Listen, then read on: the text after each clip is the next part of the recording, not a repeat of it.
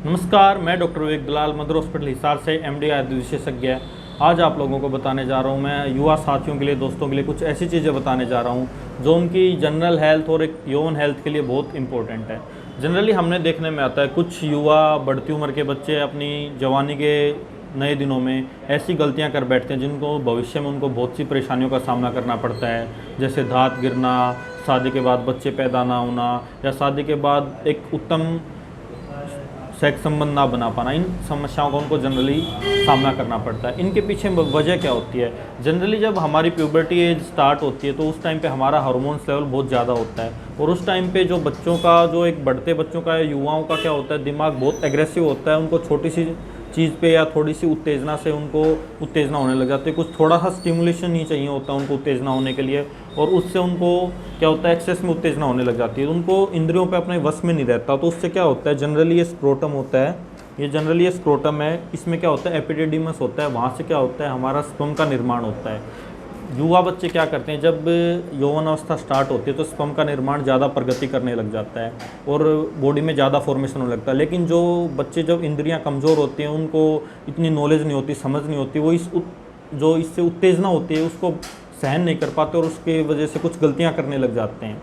इसमें क्या होता है, जब वो गलतियां करने लग जाते हैं तो उनको आगे जाके दांत गिरने लग जाता है, आगे जाके उनको स्पर्म काउंट कम हो जाता है, जिससे शादी के बाद बच्चे होने में बहुत सी परेशानियों का सामना करना पड़ता है। इवन कुछ शादी के बाद हस्बैंड वाइफ आते हैं हमारे पास, परेशान होते हैं और बताते हैं कि सर बचपन में की हुई गलतियों से अब हम शादी के बाद की लाइफ का आनंद नहीं ले पा रहे हैं या हम माता पिता नहीं बन पा रहे हैं। इन चीज़ों के पीछे वजह क्या होती है? इन चीज़ों के सबसे पीछे वजह होती है अपने इंद्रियों को वश में नहीं रख पाना। अगर आप अपने वीर्य को वश में रखेंगे, जनरली क्या होता है, हमारे शरीर में 7 धातुएं होती हैं, रस, रक्त, मांस, मेद, अस्थि, मज्जा, शुक्र। रस से शुक्र धातु निर्माण में कम से कम 21 से 42 दिन लगते हैं। अगर आप अपने वीर्य को निकाल देंगे, वीर्य के अधीन ही आपके शरीर में बल, वीर्य, ओज, संयम, स्मृति, ये सब चीज़ें होती हैं। अगर आप अपने वीर्य को शरीर में संचित नहीं रहने देंगे, उसको बार बार निकाल देंगे या उसको, तो आपका शरीर अच्छे से डेवलप नहीं हो पाएगा। जनरली मैं किसी कास्टिज्म पे नहीं जाना चाहता। जनरली क्या होता है, जो लोग कमज़ोर वर्ग के होते हैं, वो जो अच्छे से खान पान नहीं रख पाते और जो गलत आदतों का शिकार हो चुके होते हैं, आपने जनरली उनका देखा होगा कि उनकी हेल्थ अच्छे से डेवलप नहीं हो पाती। वजह क्या होती है, उनको शरीर से उनकी सबसे बड़ी बीमारी होती है उनमें दांत गिरना, जिसको स्पर्मेटोरिया भी बोलते हैं। इनमें क्या होता है, उनको दांत गिरता रहता है, उनके शरीर अच्छे से बन नहीं पाता है। सबसे बड़ी वजह क्या है इसके पीछे की, कि हमारे वो शरीर से रस तो ग्रहण कर लेते हैं, लेकिन उनका जो वीर्य बनने की जो निर्माण है, हमारे शरीर में जो शुक्र धातु बनने की प्रक्रिया है, वो 21 से 42 दिन लेती है। लेकिन वो अपने गलत आदतों के शिकार की वजह से रस धातु से वीर्य धातु बन ही नहीं पाता उनमें। वो ज़्यादा वीर्य को निकालते रहते हैं और उनमें शारीरिक कमजोरी आती है। जनरली वीर्य का संबंध, अगर आप वीर्य को संचित रखेंगे तो आपको वीर्य को, एक आयुर्वेद में एक वर्ड बोला है उद्रव रेतस, अर्थात अगर आप वीर्य को संचित करेंगे तो उनके दिमाग में आपको एक असीम स्मृति का अनुभव होने लगेगा।